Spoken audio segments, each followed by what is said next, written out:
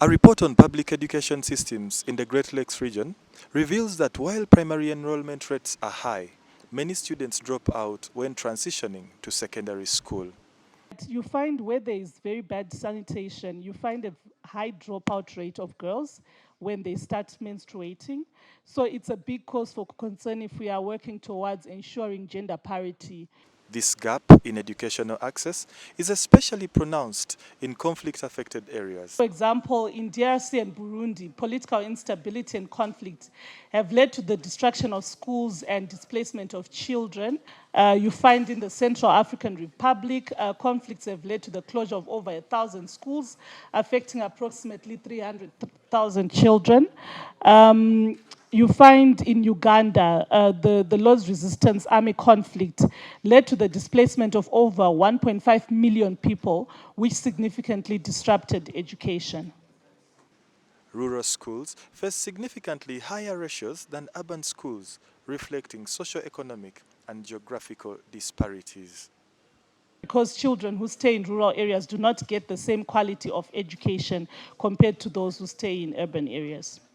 The report highlights chronic underfunding across the sector, impacting teachers' salaries, training programs, school maintenance, and learning resources. For Tanzania now, we are giving free education from primary school up to high school. Free education, no school fees is being paid. The government is investing in providing free education for the boarding school, for the day scholars. So we are sure if the government decides to do that, it's still possible.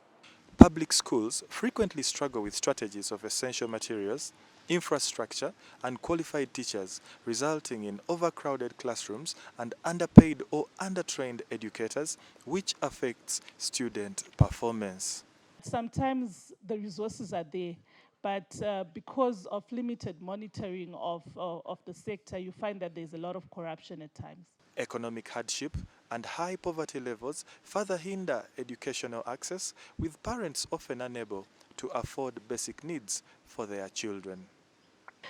So it's important for us to ensure that we have both free education, but as well access to educational materials. Policies like universal primary education and gender-focused interventions are boosting school attendance. Furthermore, the report calls for curriculum reforms and localized assessments to foster competence-based learning, a direction some countries, including Uganda, are already pursuing. Tony Kent Chaze, UBC News.